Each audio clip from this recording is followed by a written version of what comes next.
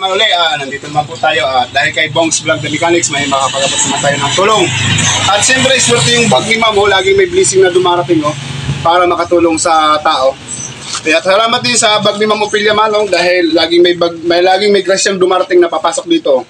Kaya thank you Ma'am Ophelia rin Malong. At Bang sa vlogs, tara tayo na.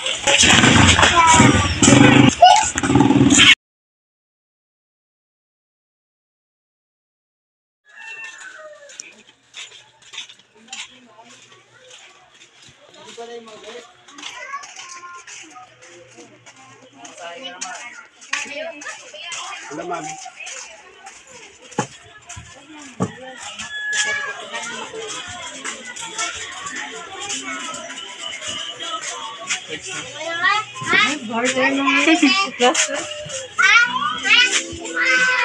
Ating pupuntahan dito marhay na adlaw. Magandang umaga. Nandito yung bahay nila. Pinabutan natin. Tara, pasok tayo.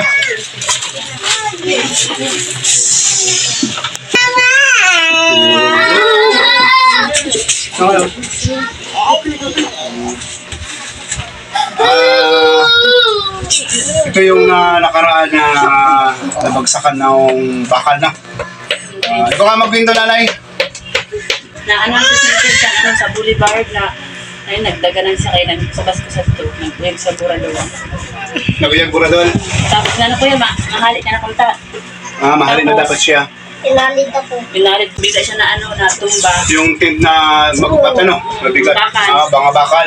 Nagyan kami nakaimod sa kantoras, may nag-rescue kaniya. Tapos na hospital siya? Oo, dinarama mo sa pawa, nagsuka dugo, sigan-suka niya dugo. Nagsuka dugo? Oo, tapos hanggang nakabot kami sa Sorsogon, pag-abot sa Iusin parang nag-agaw buhay na siya. Nag-agaw buhay? Nag-agawin na siya. Ito, gagawan. Again, para anar sa pawa, sige ang red kaniya, sige lang kaniyang pang, nag-chat na bayaan talaga. Pinam siya ng pinam? Oo. Pag nawaraan siya hinangos, inanang sandok sinars na makaagaw siya. Hanggang makaabot kami sa Sorsogon. Sa Sorsogon, tapos nakumpay sa Sorsogon. May pirang sobra semana. Kasabi sa doktor, nagkaano ko ng ulo niya, nagka-injury ko na may crack, tapos may dugo na namuo sa kanya. May crack ang ulo niya, tapos may injury. May dugo na namuo sa ulo niya, sa utak mismo. Sa di man sa utak, sa may sa mismong bungo, sa bungo Kaya mata niya po, kuya Marlon, inidinihaw, mabulot ko na yun, sabi siya nama. Mabulot, ini parts, ayo, ni mata sige. Tapos, ini na, ato bugag tamo, kipil yun, kipil. Ibahan nga ang korte, bagang ilhin siya. Yan, bagay ka, nag-ano nga niya, Ibahan nga ang mata niya. Asan, mga ulo niya, grabe, yung mga, pa, tama. Na nakaraan, aksidente to na mayroong, siya doon sa mismong boulevard. Nadagalan siya nung malaking tent. Ano yan? July 13. July 13. Alas 8 sinaga. Alas 8 sinaga ito. July 13. July 13. Oo, alas 8. Alas 8 ng umaga. Yung may kasagsagan ng sama ng panahon.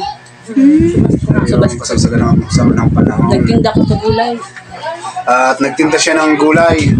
Nagtinda daw siya ng gulay nung time na ma-aksidente daw yung anak niya. Yung nadagalan ng baka na malaking tent na napali, kumbaga itong bata napadpad nung malakas na hangin at napunta dun sa tent at sabay bagsak naman nung tent. Malalaking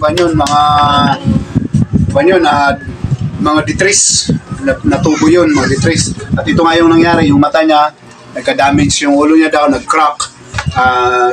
Merong namuong dugo doon sa ulo niya. Pero naman ang kumusta naman siya? Sabi ng doktor, in CT scan, pag di ko magmalay siya maghapon, idara kami sa likas ng operahan.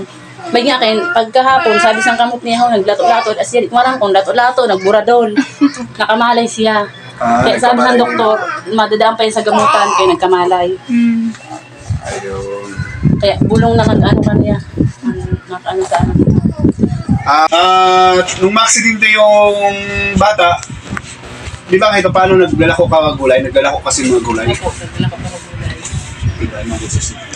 Pagsakada ko ito, naglako ako gulay sa mga balay-balay. Tapos, alaman ko na display ng bata ko, di na ako nakalako. Ang paninda ko, nagkaroon pa na lang. Pati ang sa ina ko man nagulay, napabayaan na. Kaya di ka na Wala nakakapagtinda. kami ako, naputo na kami. Naputo. Naputo. Meron din palang puto.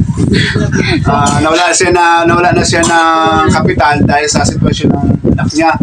Naubos yung puhunan niya. At yung anak niya naman, at kapapano, nakaka-recover naman daw, sabi niya. Kumbaga, ang nag-aalaga na lang sa anak mo, yung bulong o nag-aalalay. Ayun. Hirang daw ko na bagsakan ulo naman, matandol. May mga ingatan. Ingatan naman siya. Kaya di nga kung tayo pa-eskwela kasi maestra, kaya lang gusto man niya, mapilit man siya. Mapilit mapa-eskwela, Kaya no? dapat bantayan ko siya. Pag ma-eskwela siya, ito ako sa eskwelahan. Kaya may kaklase kami siya ng mga pilyo. O, kung biglang latakon siya, bawal na latakon, bawal mauntog. Ayun. Dapat pala, hindi siya mauntog. Tapos, maingatan talaga ang ulo niya kasi, kumbaga, sabi ng doktor, talagang ingatan na kahit man lang mabangga yung kunti yung ulo niya kasi maaaring may mangyari ulit sa bata. Nakaagi, na ano siya, dito na, ngayon na, nakauntog, ligas kasi dito, sinalintura siya. Pag huna ko nga madalaga naman kami sursugon. Kanya kayo ano sa bulong na inubisita sa kanya sa pawa ay sa sursugon. Nakaalali ka niya na nawara ang kalintura niya. Yung mga sabi sa doktor, dapat di ko kalinturan siya. Kaya lumapit naman siya sa akin, si ate. Ate, pangalan mo ate? Lisel Hipos. Nextel Hepos. Lisel. Nextel Hepos. Kaya lumapit sa akin si Ate Lisel kasi kahit paano daw, kahit pagkain naman lang at hindi na siya nakakapagtinda kasi naubos yung puhunan niya dun sa dahil dito sa nangyari sa bata niya at hiningi na lang niya ng tulong sa barangay. Kaya kahit pa paano nakarecover yung bata pero maaari magka-problema yung bata kasi minamuong dugo dun sa kanyang ulo. Kaya yung nagpapaalalay na lang sa kanya ay ang yung mga tulong na pinapaabot na mga gamot. At kung wala namang tulong na dumarating na pambili ng gamot sa kanya, ay hindi na alam ng kanyang nanay kung ano yung gagawin sa anak niya. At ito, nakukampa nga yung mata ng bata at talagang medyo masama pa rin yung kalagayan. Pero sabi niya, nagpapasalamat na siya sa Panginoon kasi kahit pa paano nakarecover na yung anak niya. Pero dapat daw alagaan yung bata at mabantayan na hindi mauntog yung ulo. Kasi yun ang sinabi ng doktor na maaaring bumalik yung buwan ng bata kasi hindi pa nakaka-recover masyado yung bata. Kaya sige Lisel, manawagan ka natin Lisel. Baka mayroong mababait na mga tao dyan na Bait na po siya. Sana matulungan kami kahit pambili mo ng mga pagkain namin. Kaya pasawa ko pa nung nag-ano man lang contraction man lang sa labor. Saan na kaya ko, kaya nagtinda ako po rin, nakadaro na ako dyan. Hindi na ako nakadaro, kaya wala na ako puhunan, napoto na kami. Dahil sa bata ko na nangyari. Pero okay lang, kaya at least abuhay ang bata ko. Siya po napoto ang tinda ko. Basta abuhay ang bata ko. ayun. Ate Lisel, si Bongs Vlogs The Mechanics may pinabot sa iyo. At sana ikaw na ang bahala nito. At nilagay ko na lang to sa bag ni Ma'am Ophelia Malong. Shout out Ma'am Ophelia Malong. Sa bag na ito, napakaswerte ng bag nito. Lagi ko itong nadadala sa lahat ng mga tinatutulungan po natin. Napapagutan ng mga biyaya na galing po sa ating mga kasamahan.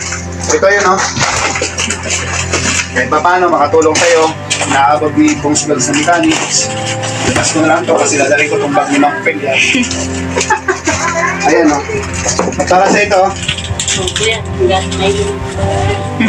Wow. Yan ang pinakabot ni Bongs.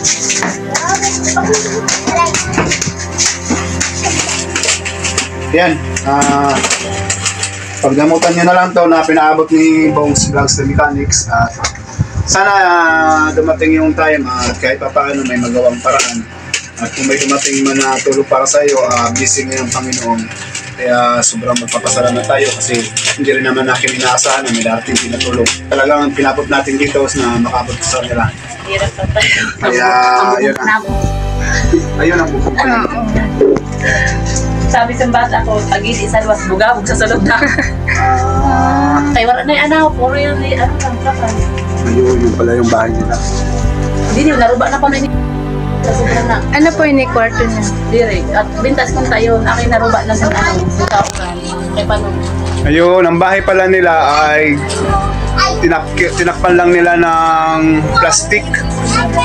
Yung mga plastic na yung mga sa lagayan ng mga isda, sa mga ice cheese. pinagtatagpi-tagpi nila yon para may matulugan pala sila. Ayun. Sa mga hindi natin inaasahan na mapasok natin yung kanilang bahay ay ito yung ating madadap ng bahay. Sa sitwasyon ay nahirapan lalo siya kasi yun nga, yung anak niya hindi naasahan na na-aksidente at paano naman natulungan ng mga barangay na mapagamot ang kanyang anak at hindi rin inaasahan na ma-aksidente ang kanyang anak. Siyempre sa sitwasyon din ng kanilang kalagayan ay maaring hindi na nila ito mapaayos. Kaya maraming salamat po sa biyayang ibinigay po ng Panginoon na maging bahagi ako at maging tulay ng mga tulong na pinapakot ko. Ito yung bahay nila. Nagtsatsaga ka na lang dito, no? Telisel, no? Pag umuulan. Pero kahit natatakpan ng mga plastic yan, iniwasan na nabubutas din, ano? Minsan nga pag magsusulim, baha sa mga suruludan. Baha dito. Ayun. Dito nga niya katrin para di na natulog. Ay grabe ang baha dito pag nagbabaha. Ate Lisel, kung sakali naman na merong mabuting puso na magpaabot sa'yo ng kahit papaano tulong, ano naman ang pinakatulong na gusto mo? Ano kami sa nasmut mo naman lang, makatindag hapon kami kay Basi. Makaano kami sa bulong sa bata ko, tapos sa uran lang mo na mo na pagkaon. Ay, naghanap mga estudyante ko pa. Yun. Ibig mo sabihin, gusto mo lang naman madanunan na makapagtinda ka maski pa paano, magkapuhunan sa pagtutinda gulay, ano? Kaya makadaran ako sa asawa ko. Makatulong naman daw siya sa buhay niya, asawa. Hindi na iniisip niya kung anong kalagayan ng kanyang bubong. Ang importante daw makapagtinda siya para makabili ng gamot. Yun lang palang munting hangarin niya. Sa araw-araw na akong panggasto, pagkaon. Pang araw-araw, tapos sa gamot ng bata. Ayun. Ngayon, magpapaalam na kami kay Ate Lisel at sana sa munting channel ko pong ito, mapagusto yung mga bagay na maaaring makatulong sa kanila at kaya na po ang bahala na may dumating naman na tulong sa kanya. Ang mahalaga po, nagawa ko po yung kung anong paraan ko po na makatulong po sa kanila.